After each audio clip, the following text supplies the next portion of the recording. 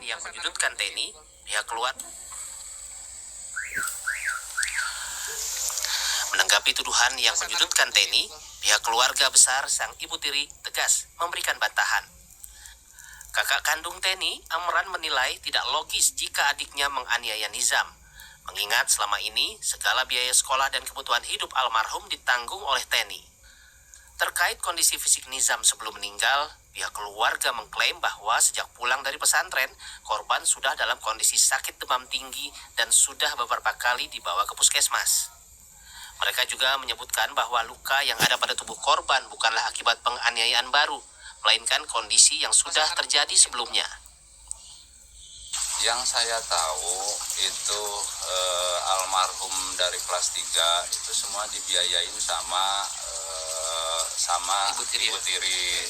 Ya, kenapa saya tahu ada beberapa kalau seandainya pulang sekolah kemudian dijemput sama ibu tiri pulang kerja. Kemudian ada beberapa juga case kalau seandainya mau berangkat tiba-tiba diberangkatkan sama ojek. Yaitu perhatiannya dari ibu tiri segalanya ada di rumah, tinggalnya di rumah ibu tiri ya, sama berikut ayahnya juga ada di sini. Jadi itu. Nah, yang terakhir ada beberapa kemarin ke pesantren. Kalau pulang dari pesantren kan harus membutuhkan buat buat bekalnya di sana. Itu selalu mintanya sama ibu tiri. Saat ini Teni masih berada di bawah perlindungan pihak kepolisian untuk menjalani proses berita acara pemeriksaan atau BAP. Keluarga berharap proses hukum berjalan adil dan seimbang.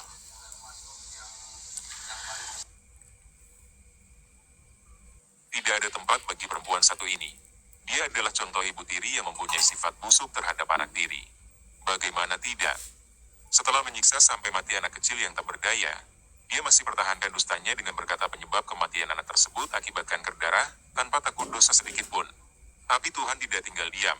Justru klaim tentang kanker darah inilah semakin memperkuat bahwa memang alasan ini sudah disiapkan lama sebelum dia berencana membunuh korban. Ini jelas menunjukkan betina ini tidak hanya tak punya hati sebagai manusia, dia bahkan merendahkan martabat manusia itu sendiri. Seorang anak yang seharusnya dia sayangi dan lindungi, dia jadikan objek untuk memuaskan hasrat psikopatnya. Lagian, pihak berwenang seharusnya sudah memberikan sanksi berat terhadap betina ini atas mediasi yang dilakukan tahun lalu.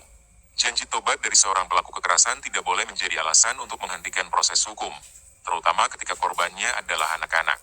Jika kasus tahun 2025 ditangani dengan tegas, mungkin tragedi ini bisa dihindari.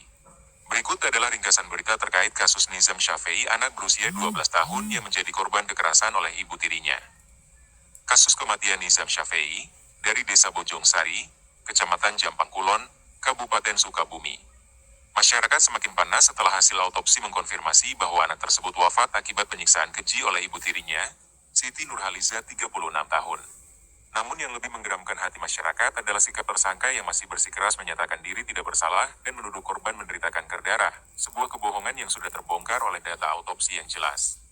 Ini bukan kali pertama. Pada tahun 2025 lalu, Nizam sudah berulang kali menjadi korban kekerasan oleh Siti Nurhaliza. Sampai sang ayah, alias Anwar Satibis sudah tak tahan lagi. Akhirnya melaporkan kejadian berulang itu ke Polres Sukabumi. Namun kasus dihentikan setelah memohon dan janji tobat dari tersangka. Bukannya tobat, tepatnya pada 19 Februari 2026, Nizam dilarikan ke RS Jampang Kulon dengan kondisi tubuh penuh luka, dipukuli dan dipaksa minum cairan aneh yang diucapkan berulang kali dari mulut anak 12 tahun ini sebelum meninggal dunia. Rasanya sangat panas. Setelah beberapa saat mengucapkan hal itu, ia pun tak kuat lagi dan akhirnya menghembuskan napas terakhirnya di depan paman dan juga ayah kandungnya. Jasad Nizam tiba di kampung halaman dan Siti Nurhaliza alias pelaku ditahan sebagai tersangka utama, namun pelaku masih berbohong penyebab kematian korban akibat kanker darah, padahal hasil autopsi telah menunjukkan bahwa tidak ditemukan tanda-tanda penyakit apapun pada tubuh korban. Justru hasil autopsi RSUD Sukabumi mengumumkan bahwa kematian disebabkan oleh cedera fisik luas akibat kekerasan berulang dan luka bakar di luar maupun di dalam tubuh korban dan jantung yang bengkak. Entah cairan panas itu apa, bisa jadi sejenis racun. Soalnya hasil autopsi memperlihatkan hampir semua saluran dan organ dalam korban ikut terbakar dan jantung membengkak.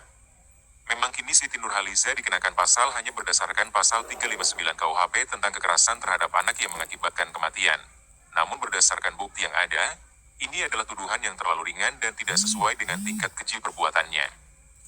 Pihak berwenang seharusnya segera mengubah tuduhan ke pasal 340 KUHP tentang pembunuhan berencana, yang memberikan hukuman maksimal hukuman mati atau penjara seumur hidup untuk wanita psikopat seperti ini. Ini jauh lebih sesuai dengan tingkat kejahatan yang dia lakukan. Bukti yang ada sudah cukup kuat. Pola kekerasan berulang, adanya periode waktu di mana dia bisa berpikir dan merencanakan tindakan kekerasan serta kesadaran bahwa tindakannya akan menyebabkan cedera berat bahkan kematian. Klaim bohongnya tentang kanker darah sudah menunjukkan bahwa dia menyadari telah melakukan kesalahan dan mencoba menyembunyikannya. Ini menjadi bukti tambahan bahwa perbuatannya adalah disengaja dan direncanakan. Sangat tidak adil jika dia hanya dikenai pasal KDRT dan kekerasan terhadap anak. Masyarakat juga telah memberikan dukungan yang kuat agar kasus ini ditangani dengan tegas dan dia mendapatkan hukuman yang setimpal dengan kejahatannya.